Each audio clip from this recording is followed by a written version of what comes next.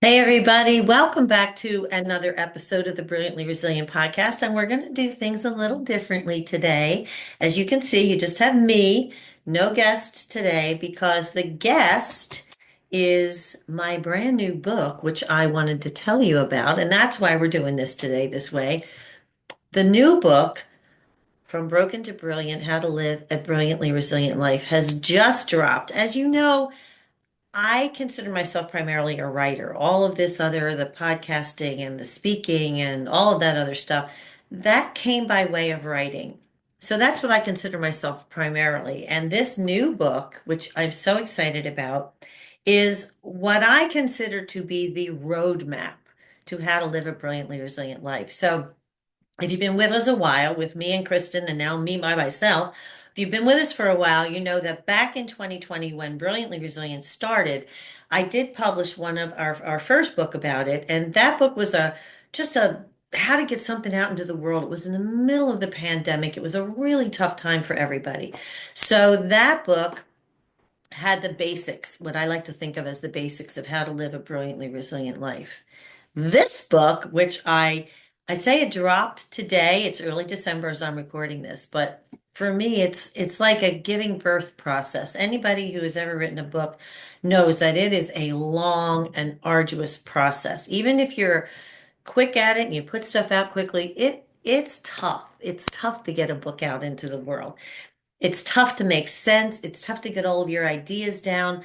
It's tough to put it together, from the prospect of creating a book. And if you self-publish like I do, which is because I have absolutely no patience for the publishing process, which is very, very long and arduous. You have to do a query letter, you have to put that out to a zillion people. The book, if it gets excited, it can take up to a year just to create the query letter, which is the letter that goes out to publishers. Then you have to get it into a publishing house. Hopefully somebody sees it, even if they accept it, which is who knows. It's then another usually about 18 months till your book gets out there to publication. So anybody who knows me knows I have no patience. That's not my forte. So I self-publish for my own sanity. And I want to get, if I feel like I actually have something to say, I want that out into the world.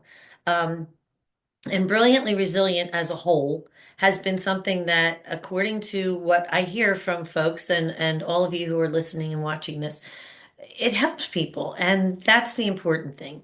So this book is much, much, much more detailed than the first one. This book talks about and I don't know if I said this already, but you can see I don't even have the copies yet. This is still just the proof copy, as you can see by that little not for resale band on there that Amazon puts on. But this book talks in great detail about the three steps to becoming brilliantly resilient. And those are the reset, where you reset with your resilience, you rise out of the pit, as we came to call it, and you reveal your brilliance to the world. One, two, three. And those three steps, if you keep that mantra in mind, reset, rise, reveal your brilliance, that's the way to start yourself on that brilliantly resilient life. But I'm not going to kid you. I'm not going to say you just decide to be brilliantly resilient and you say reset, rise, reveal your brilliance, and poof, there it is. If only, if only it were that easy. So, by way of a little bit of background, all of this started for me a long time ago when I realized that my son was struggling. He was struggling with alcohol, and then eventually, as I learned on Mother's Day of 2010, he was struggling mightily with substance abuse, drug abuse. Let's not sugarcoat it. My son was a heroin addict. And that's what I found out on Mother's Day of 2010. When that kind of thing, when that kind of crisis happens to you, everything else just stops. It stops. You begin to reevaluate your whole life. It's just about how can I make this better? How can I fix this? That's what you want to do. You want to fix it. Well, the only way something like that big is that fixable is through small individual steps. We all think that a big crisis, because it lands quickly, like all of a sudden you're in crisis, and we want a big solution. Unfortunately, that doesn't happen. You don't get the big solution with a big crisis. Big crises are solved by small, imperfect action steps that are based on the steps of the reset. So here's the good news. You have everything in you already to live a brilliantly resilient life. You have resilience and you have your own personal brilliance. It's already there. You were born with both of those things. We've heard the word resilience, oh God, I don't know, like half a million times since COVID. It's almost one of those words that ceases to mean anything, but it has to mean something because you need it. And like I said, the good news is you were born with it. You know how I know? Because you struggled and you faltered and failed countless times as a baby. As a baby, like learning to walk, learning to talk, learning to interact with the world. That's resilience. Do you know that babies fall an average of 17 times an hour when they're learning to walk? 17 times an hour. Can you imagine your adult self doing that, trying something and failing 17 times in 1 hour, and then just getting up and trying it again? But you did that as a baby. But here's what happens. As we start to grow and we fail more publicly because we try things, failure becomes associated with shame, and we forget that failure is part of resilience. You have to try things, you have to get up and try them again. But when we associate failure with shame, then we don't try, and that's when we forget that we have this inborn resilience. So, good news number one, it's there.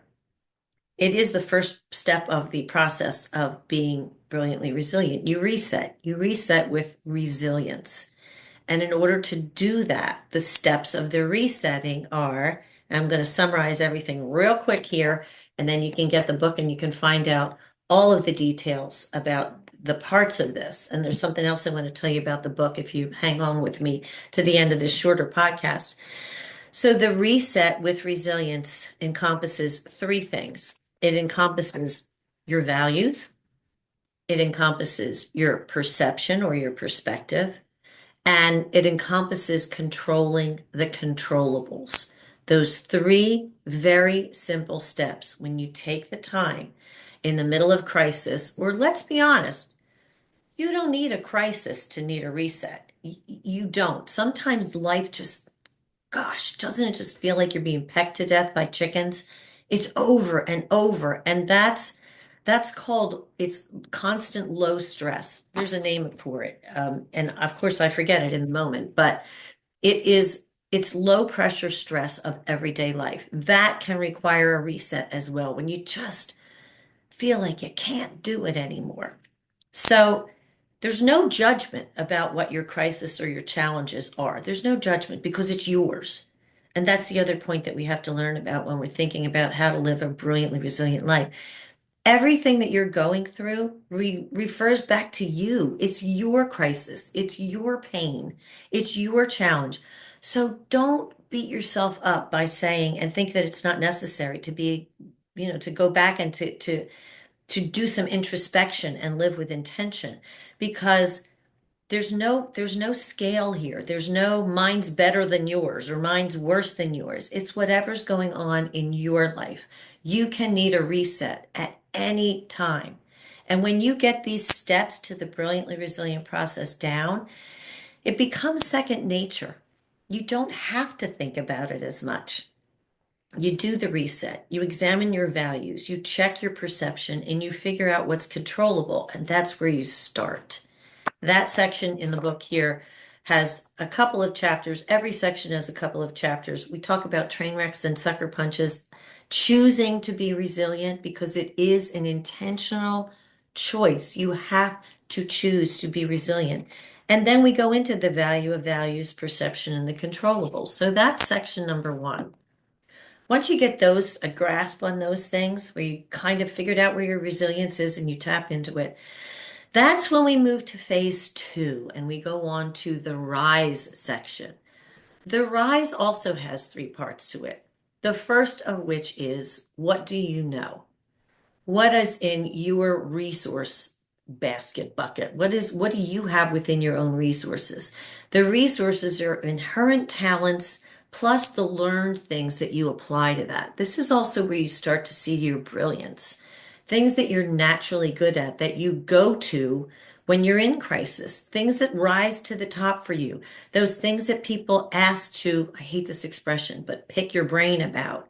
That's where your brilliance starts to lie, and that's where you begin to rise when you recognize that you have those things and you tap into them. So, what do you know is about your resources and your transferable skills, those skills that you have that can move from one thing to another. There are charts and there are tables in here that'll tell you, give you ideas about what your transferable skills might be. And then you build your tribe.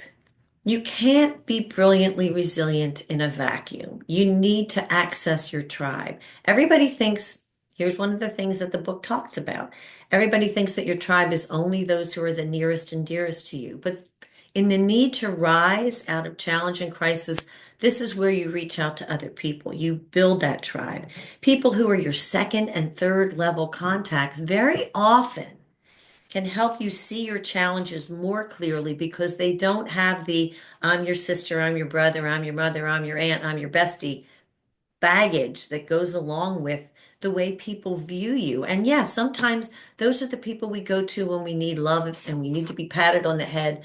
But the people who are really going to help you out of your challenge and the tribes, they're your second and third level contacts who can look clear-eyed at your challenges with you and provide some direction. And then it's about taking action. And one of my favorite pieces in this book is about taking imperfect action. And Kate Erickson, who is what she calls and we call the engine behind one of the world's most popular podcasts, EO Fire. Kate Erickson Dumas, yes, she and JLD are married. They have a little one now. It's a lovely story in and of itself. But Kate advises taking imperfect action. When you can take imperfect action, that means you are willing to recognize that the action's not perfect. And guess what? The outcome is not probably going to be perfect. So this is also where you release your attachment to outcomes. Do not be married to outcomes in the rise stage. That's where you start to climb out with your imperfect action. So that's the rise. And then here's the beauty of being brilliantly resilient. The third part of this is where you reveal your brilliance. And one of the things I talk about is having that aha moment, like, aha, I know where my brilliance lies and everything's perfect and it's wonderful. It doesn't always happen that way. You don't have an aha moment all the time, and you don't necessarily need an aha moment.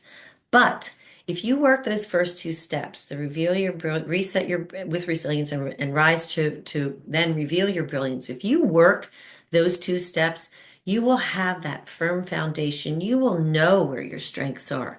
You will know what those seeds are that are the beginnings of you finding your brilliance. So the pillars of brilliance are so the pillar that I talk about the pillars of brilliance, and here I'm trying to show you how to build this. So it's your inherent skills, it's your learned skills, and then it's your passion.